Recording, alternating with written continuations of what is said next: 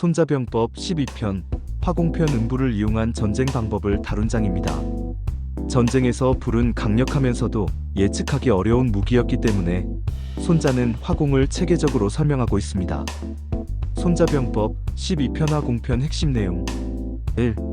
불을 사용하는 5가지 방법.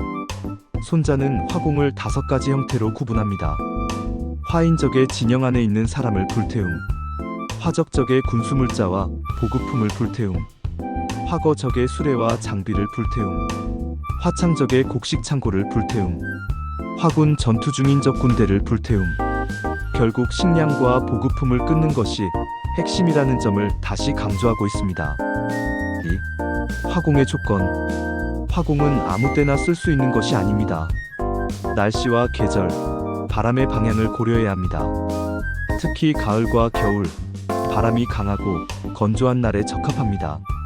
3. 화공의 시기. 손자는 화공을 언제 실행해야 하는지를 설명합니다. 불을 질렀을 때 적이 혼란에 빠졌으면 즉시 공격해야 함. 불길이 강하게 일어나면 따라 공격하지 말고 오히려 상황을 지켜보아야 할 때도 있음. 불길이 스스로 번져 적을 혼란에 빠뜨린 후 기회를 노려 결정타를 가해야 함. 4. 지휘관의 역할. 화공은 위험성이 크므로 지휘관이 냉정하게 판단해야 합니다. 잘못 사용하면 아군이 피해를 입을 수도 있습니다. 따라서 천시, 지리, 인심 3가지가 맞아떨어질 때에만 써야 한다고 강조합니다. 5. 마무리 교훈. 전쟁은 오래 끌면 나라가 피폐해집니다. 따라서 식량을 아끼고 보급을 끊는 방법, 특히 화공을 잘 이용하면 전쟁을 빠르게 끝낼 수 있습니다. 그러나 무턱대고 불을 쓰면 아군까지 피해를 봅니다. 화공은 보조수단일 뿐 결국은 지휘관의 지혜가 승부를 결정합니다. 정리하면 12편 화공편은 불은 강력한 무기지만 천시와 지리를 따져서 신중히 사용해야 한다는 교훈을 담고 있습니다. 제목 손자병법 12편 화공편. 불을 다스리는 자, 전쟁을 지배합니다. 불은 인류의 위대한 친구이자 무서운 적이었습니다. 손자는 전쟁에서 불을 어떻게 사용해야 하는지 그 원칙을 화공편에서 상세히 설명합니다. 손자병법 12편 화공편을 살펴보겠습니다. 1장 화공의 5가지 방법. 손자는 불을 이용하는 방법을 5가지로 정리했습니다. 첫째, 적의 병사를 불태우는 것. 둘째, 적이 쌓아둔 군수물자를 태우는 것. 셋째, 적의 수레와 장비를 태우는 것. 넷째, 적의 곡식창고를 태우는 것. 그리고 5째, 전투 중인 적 군대를 불태우는 것. 이 중 가장 효과적인 것은 적의 보급로와 창고를 공격하는 것이었습니다. 전쟁은 결국 먹는 것이 핵심이기 때문입니다. 불을 사용할 때의 조건. 하지만 불은 아무 때나 쓸 수 있는 무기가 아니었습니다. 손자는 반드시 천시와 지리를 고려해야 한다고 말합니다.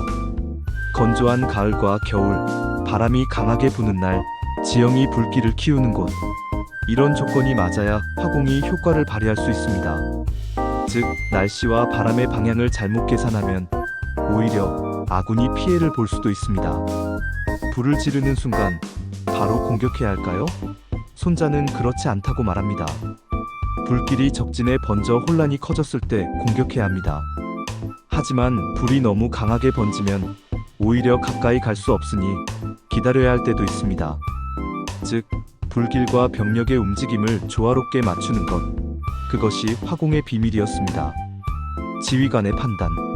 손자는 지휘관이 반드시 냉정해야 한다고 강조합니다.